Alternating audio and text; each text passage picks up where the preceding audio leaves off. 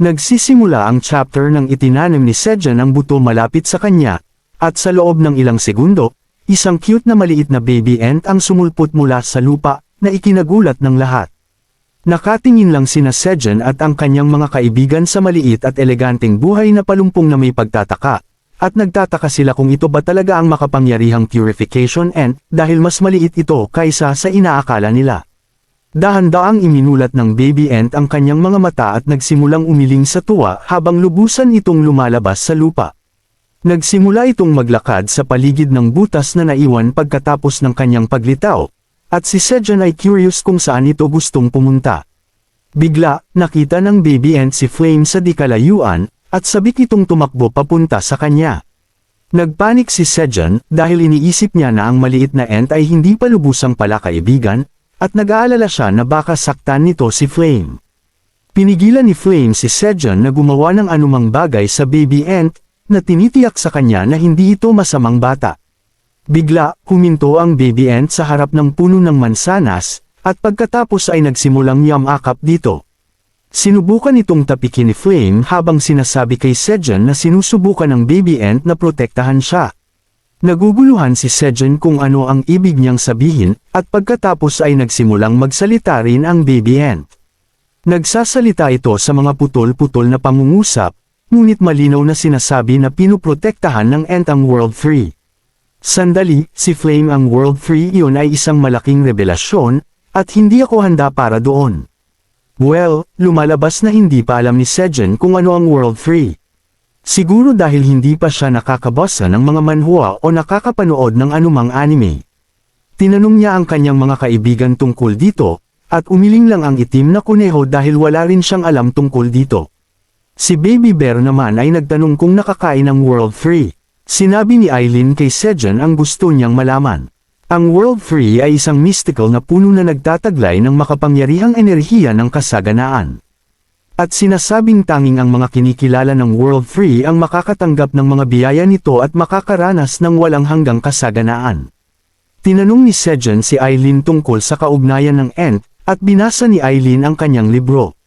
Dagdag pa, para sabihin sa kanya na ang purification ant ay dapat ang tagapagbantay ng puno ng mundo, ngunit matagal na itong nasira ng isang masamang puwersa na dumaloy mula sa labas ng tore.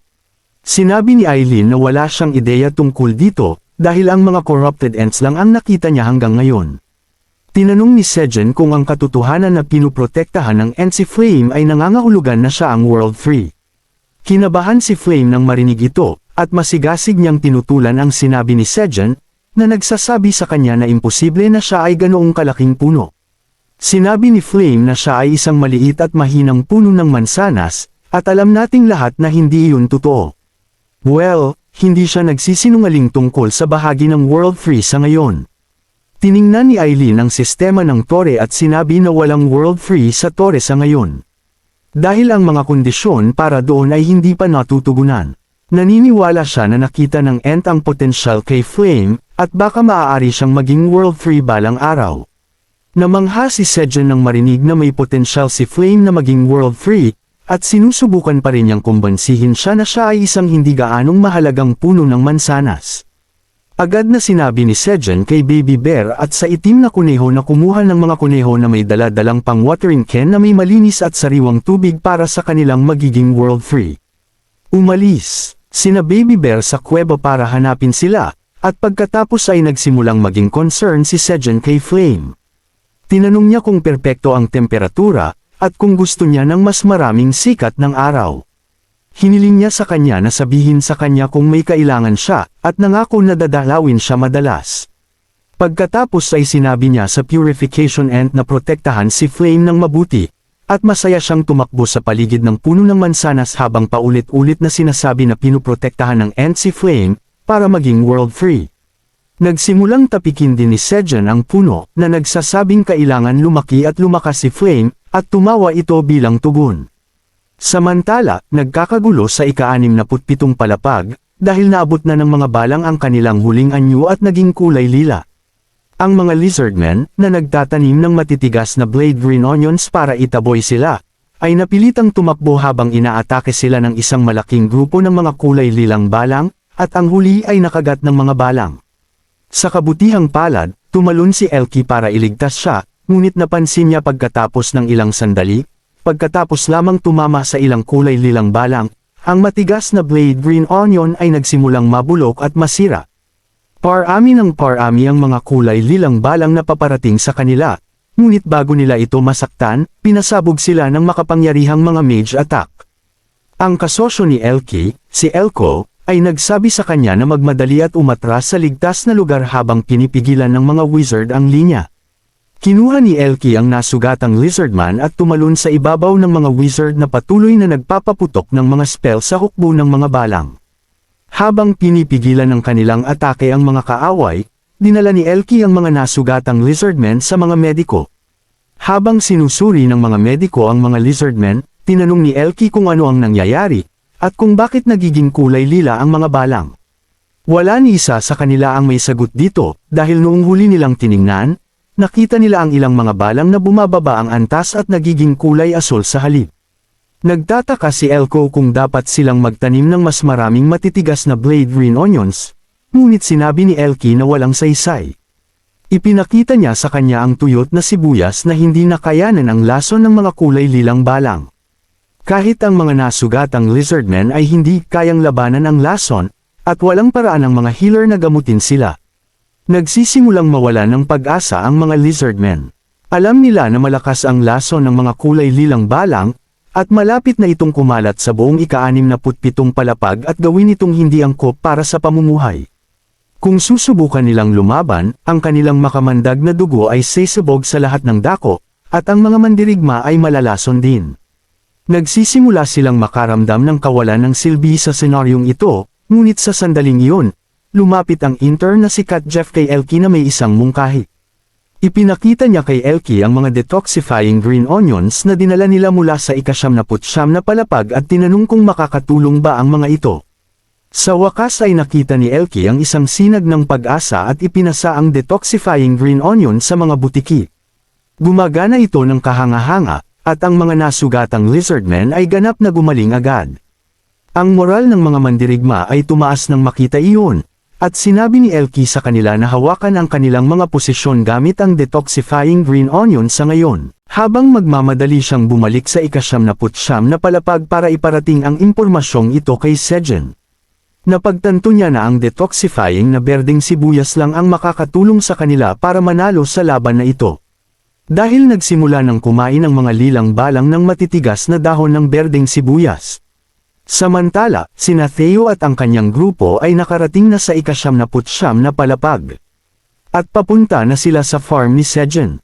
Kasama ni Oren ang 2 bilanggo, at bigla niyang tinusok si Scarim gamit ang isang stick.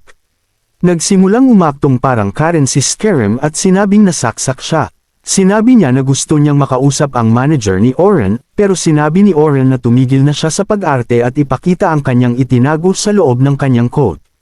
Nagangkin si Scarim na inosente siya at pinagbibintangan lang siya ni Oren.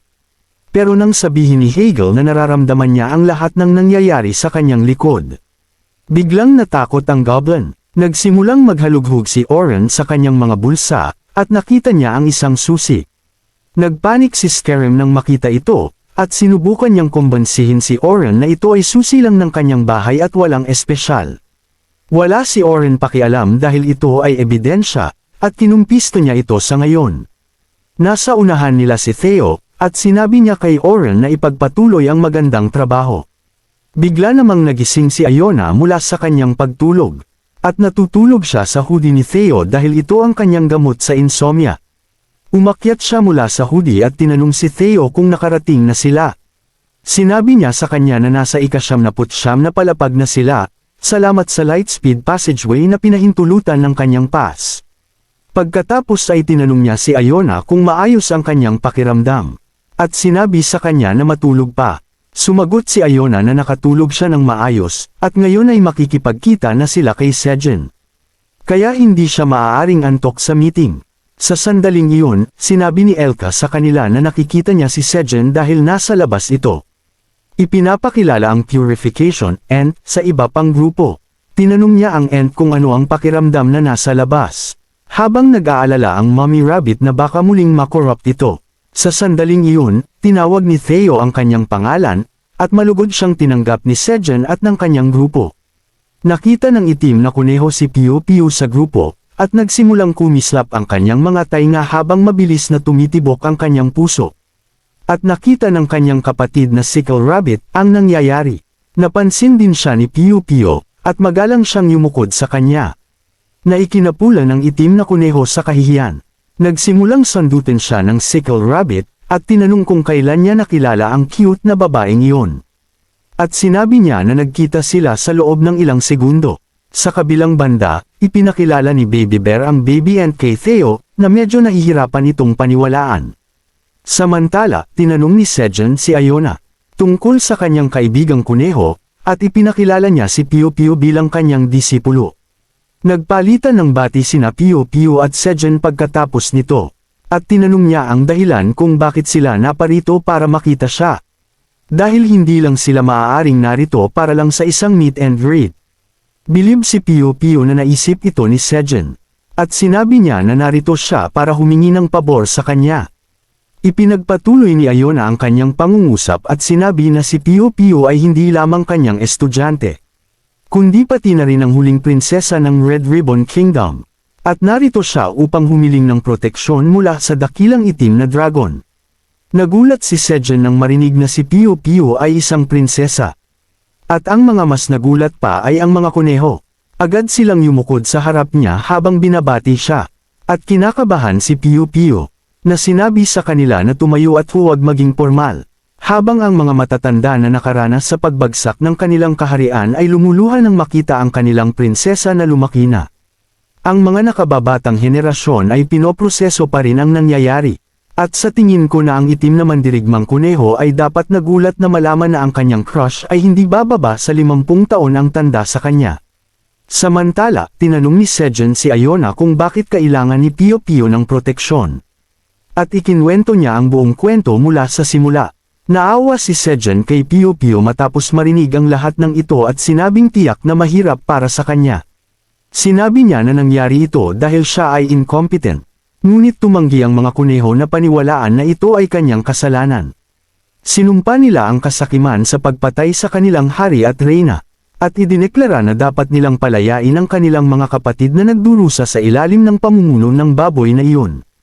Pagkatapos ay sinabi ni Iona kay Sejan na sa kamakailang kaso ng pagkidnap, mayroon silang matibay na ebidensya laban kay Greed, at dapat sapat na yun para ibagsak siya. Ibinigay niya ang magic device na kumulong sa kanya at kay Piu Piu. At nagpa siya si Sejan na haharapin ang dalawang kidnapper mamaya. Bago yun, tiningnan niya ang selyo, at nakita ang marka ng isang dragon na nakalimbag dito. Bigla namang nag-message si Eileen sa kanya dahil nakita na rin niya ang magic device. Sinabi niya na ang selyo ay hindi dapat narito dahil naglalaman ito ng silyo ng mga puting dragon. Lalo na ang unang henerasyon na puting dragon, si Kellyan Mavra, na parang malayong lolo niya. Iyon lang ang para sa video na ito. Maraming salamat sa panunood.